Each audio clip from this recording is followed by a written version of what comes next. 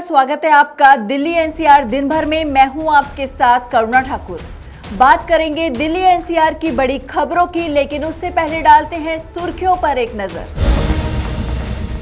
Corona का कहर जारी, कांग्रेस नेता राहुल गांधी हुए कोरोना पॉजिटिव, वहीं सीएम केजरीवाल की पत्नी भी हुई संक्रमित।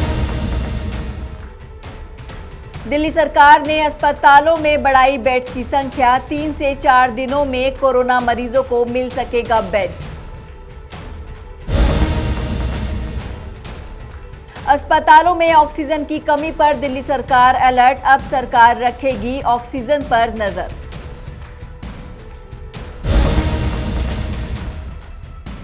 दिल्ली में लॉकडाउन का पहला दिन, नई दिल्ली, राजीव चौक समेत 10 मेट्रो स्टेशनों में अस्थायी एंट्री पर रोक। कोरोना काल में मददगार बना द्वारका इस्कॉन टेम्पल, बुजुर्गों और कोरोना पेशेंट के लिए घर पर पहुंचा रहे खाना। कोरोना वायरस की इस दूसरी लहर से अब बड़े राजनेता भी नहीं बच पा रहे हैं। अब कांग्रेस नेता राहुल गांधी कोरोना पॉजिटिव आए हैं, तो वहीं सीएम केजरीवाल की पत्नी भी संक्रमित हो गई हैं। देखें पूरी रिपोर्ट। कोरोना वायरस की इस दूसरी लहर से अब बड़े राजनेता भी नहीं बच पा रहे हैं। अब कांग्रेस सांसद राहुल गांधी कोरोना पॉजिटिव पाए गए हैं।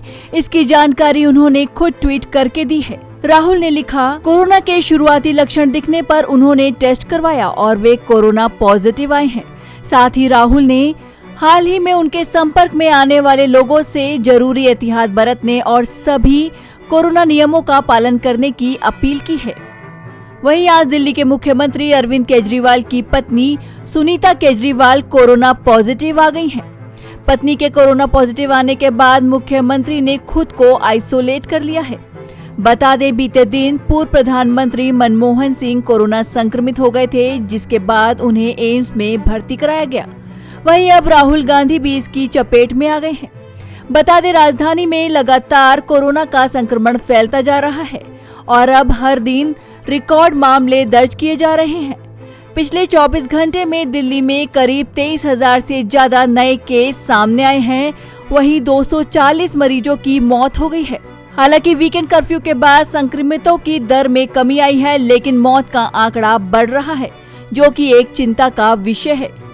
नवोदय टाइम्स के लिए करुणा ठाकुर की रिपोर्ट, दिल्ली।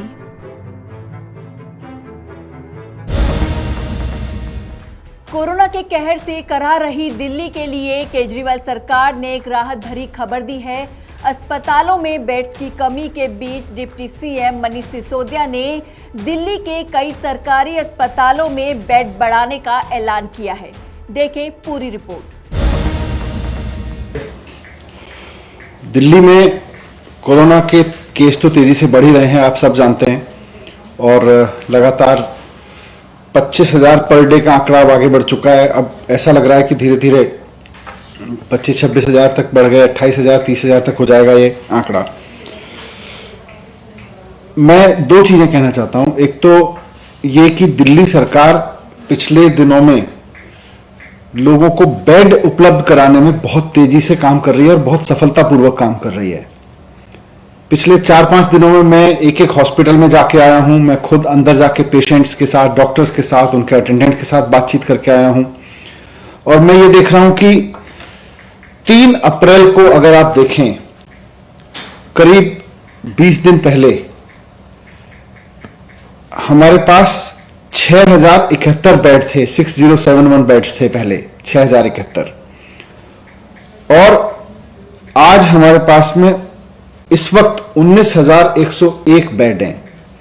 यानी कि करीब करीब 2 हफ्ते के समय में,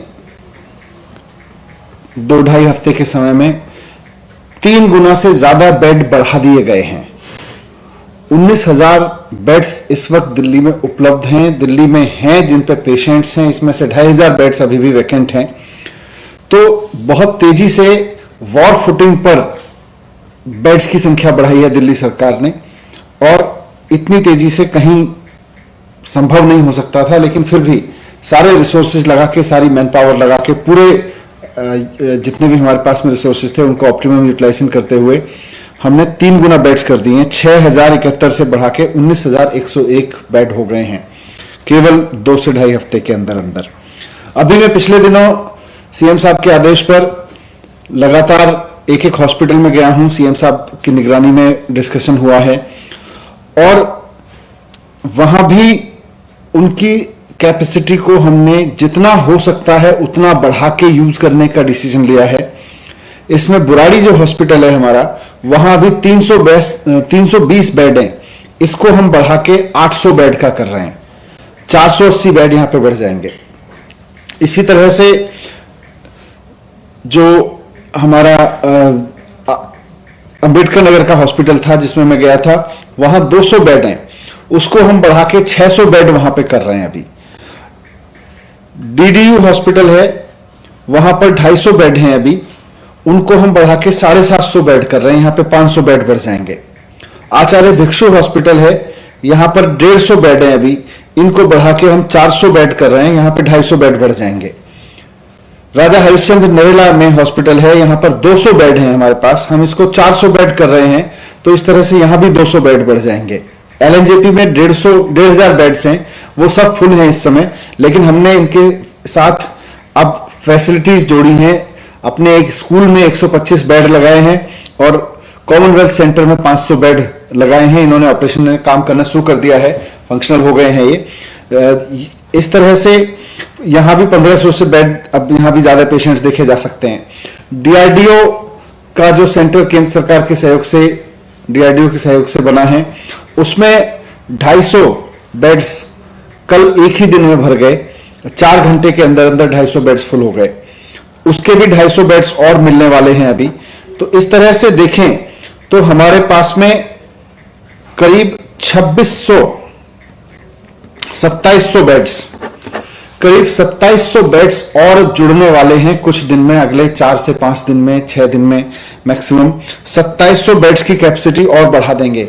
तो 6000 से बढ़ा के अभी हमने 19,000 की है और 19,000 में अभी ये 2700 बेड्स और जुड़ जाएंगे। करीब 2500 बेड्स इस समय भी दिल्ली के अलग अलग अस्पतालों में खाली हैं। आप ऐप पे देख लें, ऐप पे पूरी जानकारी है किस हॉस्पिटल में बेड खाली है। एक चीज और मैं रिक्वेस्ट करना चाहूंगा कि पैनिक में ना आए, एकदम कोरोना होते ही हॉस्पिटल ना भागे। कोरोना का सबसे बढ़िया और सबसे ज्यादा लोग जो कोरोना से ठीक हो रहे हैं वो होम आइसोलेशन में हो रहे हैं। होम आइसोलेशन नहीं रहें। अगर किसी कारणवश बुखार नहीं उतरता है, बुखार ज्यादा आ रहा है या कोई और सिम्टम्स डेवलप हो रहे हैं और आपको खांसी या उस तरह की चीजें ज्यादा बढ़ रही हैं, शिकायत बढ़ रही है, डॉक्टर से कंसल्ट करके आप हॉस्पिटल जा सकते हैं। आपको बेड मिल सकता है। आप ऐप पे जाएं, जिस हॉस्पिटल में आपको बेड है उसी में जाएं, इधर उधर ना भागें, वरना इधर उधर भागने में आपकी भी एनर्जी जाती है और हॉस्पिटल्स के आगे भी अन्यथा लाइन लगती है, हॉस्पिटल्स के आगे भी अन्यथा प्रेशर बनता है। तो जिस हॉस्पिटल में आपके लिए बेड उपलब्ध है, मुख्यमंत्री जी ने आदेश दे दिए हैं कि कोई भी हॉस्पिटल अगर ऐप पर ठीक जानकारी नहीं देगा, यानी कि अगर बेड उपलब्ध हैं और एडमिशन नहीं देगा, या वो बाद में कहेगा मेरे पास गलत जानकारी हमने उपलब्ध कराई हुई थी और एडमिशन नहीं दे सकते, उसके खिलाफ कार्रवाई की जाएगी। 2 हॉस्पिटल्स के खिलाफ कार्रवाई पहले भी कर चुके हैं। फिर से कहना चाहूंगा, पैनिक ना करें। एक और चीज जो मैंने नोट की है, मैं हॉस्पिटल्स में गया हूं, पेशेंट से भी मिला हूं और अटेंडेंट से भी मिला हूं जो बाहर खड़े हुए हैं। कोविड के समय में सारे डॉक्टर्स बहुत मेहनत कर रहे हैं, अपनी जान पे खेल के मेहनत कर रहे हैं। वो किसी भी कीमत पे आपकी जान बचाना चाहते हैं, भले ही उनको कोरोना हो जाए। पूरा का पूरा मेडिकल स्टाफ इस पे लगा हुआ है। मैं जब हॉस्पिटल में जाता हूं तो नीचे खड़े हुए अटेंडेंट को सबसे ज्यादा इससे शिकायत मिलती है कि साहब कई दिन हो गए हमारे पेशेंट को डॉक्टर ने नहीं देखा। मैं जब जाके उसी पेशेंट से हॉस्पिटल के अंदर मिलता हूं, वो भी कहते हैं कि हाँ जी डॉक्टर नहीं आए। जब डॉक्टर मेरे साथ पीपीई किट में खड़े होते हैं, मैं खुद पीपीई किट पहन के खड़ा होता हूं हॉस्पिटल में, तो मैं पूछता हूं ये डॉक्टर साहब नहीं आए थे आपके पास? वो आदमी कहता है हाँ जी मैं तो सुबह आया था, ये तो सुबह आए थे। अब क्योंकि पीपीई किट में डॉक्टर की पहचान नहीं होती, पेशेंट को लगता है कि जो व्यक्ति मेरे पास देखने आ रहा है, और ये गवर्नमेंट और प्राइवेट दोनों जगह से मुझे अटेंडेंट से शिकायत मिल रही है कि साहब हमारे हॉस्पिटल में हमारा पेशेंट भर्ती है, डॉक्टर ने उसको देखा नहीं है। पीपीई किट में डॉक्टर की ऐसे पहचान नहीं हो सकती है, और आपसे आके बात करके आपसे कंसल्ट करके चला गया।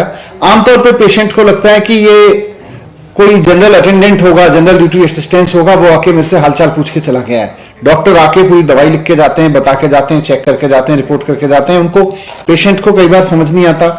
नॉर्मल केस में अटेंडेंट साथ में होता है। अगर नॉन कोविड केस होता था, नॉन कोविड पीरियड में अटेंडेंट साथ में होता है, तो अटेंडेंट और पेशेंट को मिलकर पता चल जाता था कि भाई डॉक्टर आ गए हैं।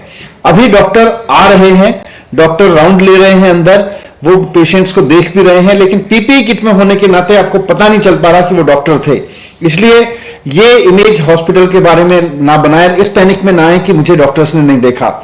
हम सब मिलके, जैसा मुख्यमंत्री जी कहते हैं, हम सब मिलके कोरोना से लड़ेंगे। सबने लॉकडाउन लगाया है, लॉकडाउन का फॉलो करें और पैनिक ना करें। सरकार ने, जैसा मैंने कहा, 6000 बेड्स को बढ़ा के 19000 कर दिया है और अभी 2700 बेड्स अगले हफ्ते के अंदर अंदर दिल्ली के मेडिकल इंफ्रास्ट्रक्चर में और जुड़ जाएंगे। यही मुझे आपके सामने रखना था। Thank you. कोरोना संक्रमितों के बढ़ते आंकड़ों के चलते अस्पतालों में ऑक्सीजन की कमी हो गई है। ऑक्सीजन की कमी के बाद सरकार अलर्ट पर है और ऑक्सीजन ऑडिट समिति का गठन किया है। अब सरकार खुद ऑक्सीजन की खपत और बचत पर नजर रखेगी। देखें पूरी रिपोर्ट। राजधानी दिल्ली में कोरोना की रफ्तार बेकाबू है। कोरोना संक्रमितों के बढ़ते आंकड़ों के चलते अस्पतालों में ऑक्सीजन की कमी हो गई है, जिसने सरकार और प्रशासन दोनों की चिंता बढ़ा दी है। कोविड अस्पतालों में ऑक्सीजन की कमी के बाद अब सरकार अलर्ट है। सरकार ने अस्पतालों में ऑक्सीजन की आपूर्ति और खपत पर निगरानी बढ़ाने के लिए ऑक्सीजन ऑडिट समिति का गठन किया है।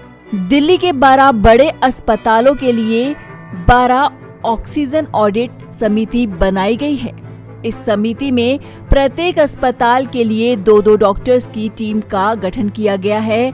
समिति का काम कोविड अस्पतालों में ऑक्सीजन की आपूर्ति और उसके खपत पर नजर रखना है। यानी अस्पताल में कितना ऑक्सीजन आया, कितना ऑक्सीजन का इस्तेमाल हुआ और कितना स्टॉक में बचा है, इसकी डेली रिपोर्ट इस ऑडिट समिति को बनाकर देनी होगी। इसके अलावा इस पर भी नजर रखी जाएगी कि कोविड मरीजों को तय किए गए प्रोटोकॉल के तहत ही ऑक्सीजन का प्रयोग हो रहा है या फिर नहीं। दरअसल सरकार चाहती है कि सभी जरूरतमंदों को ऑक्सीजन बराबर मात्रा में मिले, जिसके लिए ऑडिट टीम का गठन किया गया है। ऑडिट टीम इस बात की निगरानी करेगी कि ऑक्सीजन सभी जरूरतमंदों मरीजों को बराबर मात्रा में मिल रही है या फिर नहीं। कहीं ऐसा न हो कि किसी मरीज को जरूरत से ज्यादा ऑक्सीजन दिया जा रहा है जिसकी उसे जरूरत भी नहीं है। इसके अलावा ऑक्सीजन के बेवजह नुकसान वाली बिंदुओं पर भी ये ऑडिट टीम अपनी नजर रखेगी, जिससे ऑक्सीजन के नुकसान को बचाकर ज्यादा से ज्यादा मरीजों को दिया जा सके। बता दें, बीते 24 घंटे में दिल्ली में 23,000 से ज्यादा नए मामले सामने आए हैं, लेकिन 240 मरीजों की मौत हुई है। महामारी की शुरुआत से लेकर अब तक एक दिन में इतने लोगों की मौत नहीं हुई है, जिसने सरकार और प्रशासन दोनों की चिंता बढ़ा दी है। Bureau report, Navodaya times, Delhi.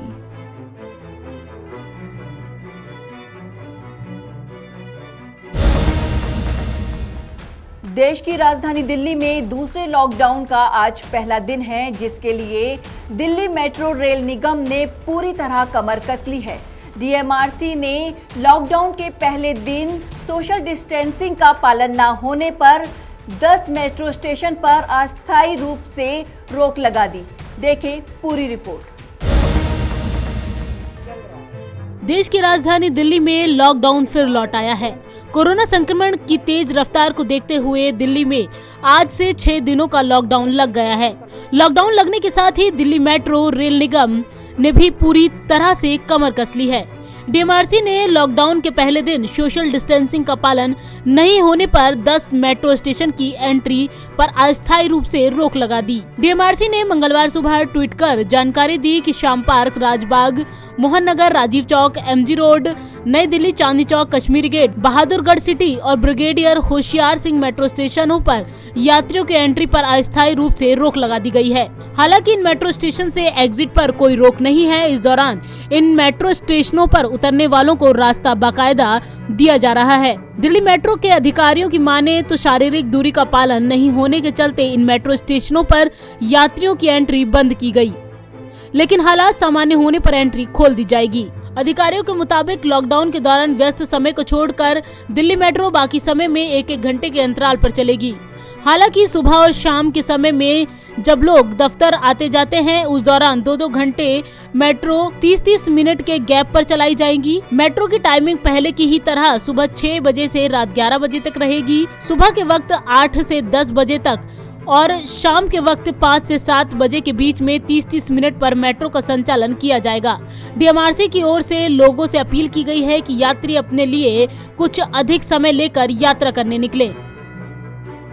Navodaya times के लिए संगीता सिंह की रिपोर्ट, दिल्ली। राजधानी दिल्ली में कोरोना की चेन तोड़ने के लिए लॉकडाउन लगा दिया गया है। ऐसे में कोई भूखा न सोए, इसके लिए द्वारका इस्कॉन टेम्पल ने फ्री में खाने की होम डिलीवरी शुरू की है। ये खाना बुजुर्गों, प्रेग्नेंट महिलाओं और कोरोना पेशेंट के घर पर पहुंचाया जाएगा। देखें पूरी रिपोर्ट।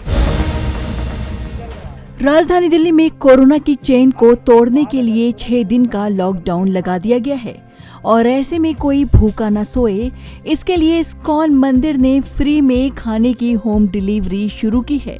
खास बात यह है कि ये खाना बुजुर्गों, प्रेग्नेंट महिलाओं और कोरोना पेशेंट के लिए पहुंचाया जा रहा है। अभी जो लॉकडाउन में सबसे बड़ा चैलेंज आ रहा है और खासकर कोरोना की जो सेकेंड वेव आई है जिसमें कि कुछ ज़्यादा ही स्पीड से जो फैल रहा है, ऐसे समय में सबसे ज़्यादा जो सेंसिटिव है वो सीनियर सिटीजन, प्रेग्नेंट लेडी, तो इन लोगों को हम लोग घर पर ही खाना भेज रहे हैं जिससे कि वो जो है कोरोना के जो है संक्रमण से बच सकें। इसके साथ साथ जो लोग ऑलरेडी कोरोना पेशेंट हैं और उनके घर में जो है खाना बनाने की प्रॉब्लम है, उन लोगों को भी हम होम डिलीवरी कर रहे हैं। अभी हमने साउथ वेस्ट दिल्ली से चालू किया है और धीरे धीरे विदिन 7 और 10 डेज और वॉलंटियर जुड़ेंगे तो हम इसको पूरे दिल्ली तक करेंगे। इस्कॉन मंदिर प्रशासन ने फूड इमरजेंसी किचन की शुरुआत बड़े पैमाने पर की है। इसमें साफ सफाई और गुणवत्ता का ध्यान रखकर खाना बनाया जा रहा है, जिससे कोरोना काल में पौष्टिक आहार जरूरतमंद बुजुर्गों, महिलाओं और कोरोना पेशेंट को मुफ्त में मिल सके। ये खाना उनके घर तक पहुंचाया जा रहा है। इसके लिए मंदिर प्रशासन ने एक हेल्पलाइन नंबर जारी किया है, जिस पर अकेले रहने वाले बुजुर्ग, महिलाएं या फिर कोरोना पेशेंट कॉल कर सकते हैं। बता दें, अभी ये सुविधा साउथ वेस्ट दिल्ली में शुरू की गई है और धीरे धीरे पूरी दिल्ली में चालू कर दी जाएगी, जिस पर काम किया जा रहा है। नवोदय टाइम्स के लिए करुणा ठाकुर के साथ नवीन कुमार की रिपोर्ट, दिल्ली। फिलहाल के लिए दिल्ली एनसीआर में बस इतना ही। बाकी खबरों के लिए देखते रहिए पंजाब केसरी नवोदय टाइम्स टीवी। मुझे दीजिए इजाजत, नमस्कार।